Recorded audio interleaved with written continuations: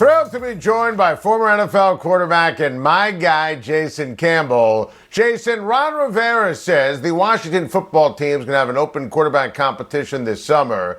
Does Washington have enough at quarterback to compete in the NFC East?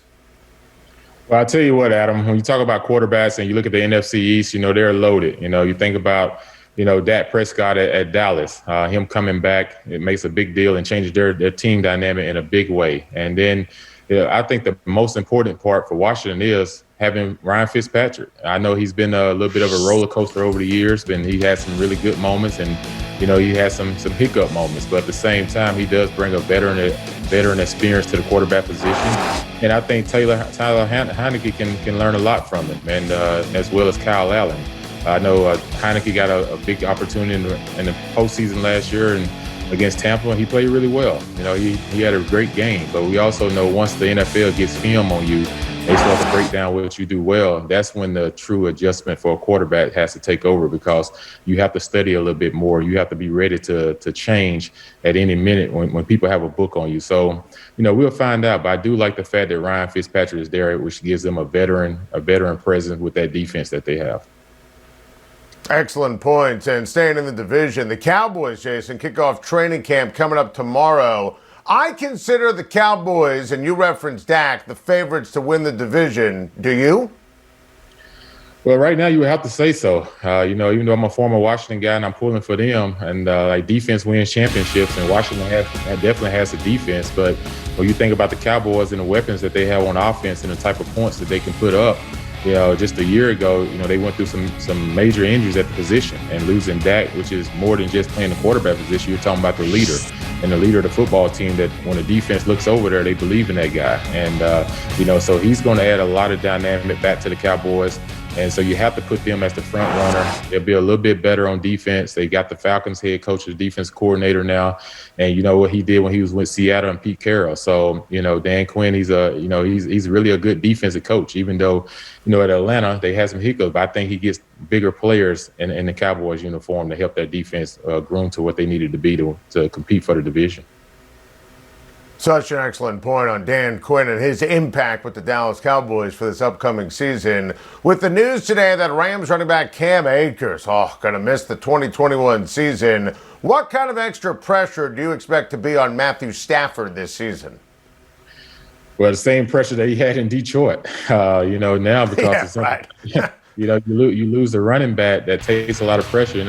They was looking to do a lot, and losing Akers, that's a major blow. He was coming along in Sean McVay's offense and his passing game, and having him as a running back and to be in there every down. You can have an every down back that plays off big time in the National Football League, and Stafford is used to this, though. He's used to putting up big numbers. He's used to having them carry the load from the passing attack. But I do think that they will continue to try and find someone in free agency. The first name that comes up to me is Chris Thompson. He's the guy that played with Sean McVay in Washington for 2 years. And so he kind of knows the system. He's 30 years old, so he's not too far removed from coming in and still be able to be an impact, especially in the passing game, because that's where he's able to create matchups one-on-one with linebackers and safeties out in open space. So we'll see what happens. But losing Cam Akers this close to training camp is a huge difference. Not like they lost him in the spring. You're getting ready to get geared up to start your season here in a month. Oh, it's brutal. We got into it earlier in the show, and great breakdown of the entire situation. And it's funny because it's true. Stafford must feel like he's back in Detroit. Meanwhile, Matt Nagy has held a strong belief that your guy Andy Dalton is the starter in Chicago. I think Justin Fields should get a real chance to compete for the job and win the job. Where do you stand, Jason, when it comes to should there be a quarterback battle in Chicago this training camp? I'll say this, I like Andy as a person and as a player. I got a chance to play with him in Cincinnati, stand-up guy. For Justin Fields, you couldn't ask for a better guy to come into a locker room with as a veteran quarterback to learn from. Andy's a very unselfish person. He's a great player with the guys around him, and he does a really good job of impacting everyone. And I think Justin can learn a lot from that aspect of being around Andy. And I do think they should open up the quarterback competition, though, because at the end of the day, you want the best player and the best man wins. And Andy's not afraid of that. and he will welcome that. I think Coach Nagy, he brought Andy in there is because he wants to try to give Justin Fields an opportunity to come along because he know they have a great defense, and he know that they're going to be in games. So he want Andy before that experience when it's in the third quarter, it's in the fourth quarter. Football is won in crucial situations, and it's situational football. And as a rookie coming in, Justin is a guy. He's a dynamic player. You can utilize him in the run and the pass, but will he be able to adapt in situation football when the game is on the line this early in his career? And Coach Nagy is pretty much coaching for his job. And I think that's a big reason why Andy's there, to kind of give a little bit of a leeway until Justin's ready to take over. Fantastic breakdown of the situation in Chicago. My guy Derek Carr, Jason, coming off of one of his best seasons in 2020. What are your expectations for Derek Carr this season?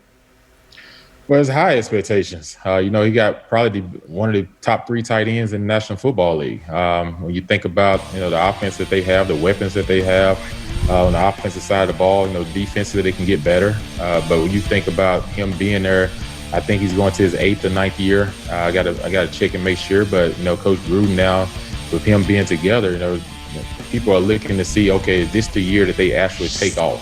If this the year that they can get past 8-8 and get into the playoffs, and they're in a tough division. You have to compete, with Kansas City and what they do, score points. So in that division, you have to score points. Like when you're going against the Chiefs and you're going against Justin Herbert now in San Diego, those guys are going to put up points. And so points is at a premium. And then you think about, Denver, getting Von Miller back changes the dynamic for them defensively, but can they keep up offensively? They have to continue to go through their quarterback situation where they're trying to figure out, is this going to be Locke or is it going to be Teddy Bridgewater?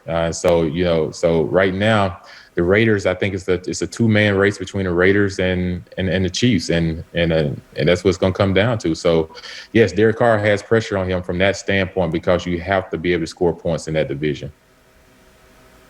Jason, we got to go old-fashioned Iron Bowl quarterback competition in New England with Cam Newton and Mac Jones both vying for the starting job.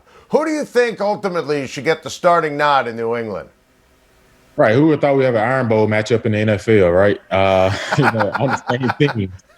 So you think about this, Cam or Mac Jones. I'm gonna be biased a little bit, but for good reason. I'm gonna say Cam, just because last season when he started off, the team was looking good, and you got to think about all the guys that New England had sitting out last year because of COVID, and not having those guys on the defense that could slow people down, but. Once he got COVID, he came back as a different player, and you can see that COVID had an effect on him. So now having a full off season and then knowing you're going into learning the playbook and going and not having to go around a whole bunch of corners to get to where you're trying to go come training camp, where you had 3 weeks last year to learn the playbook and then get ready to play. This year he's had a whole off season. So I think it's right that they give him the opportunity first to prove if the job is his or not, and then allow Mac Jones to continue to develop and learn. And then if it falls to Mac at that time, at least they can say they gave Cam first opportunity to go out and prove that this can be his football team this year, and before going on to Mac Jones. Now, Mac Jones, he's a pure talent for throwing the ball. He has great touch.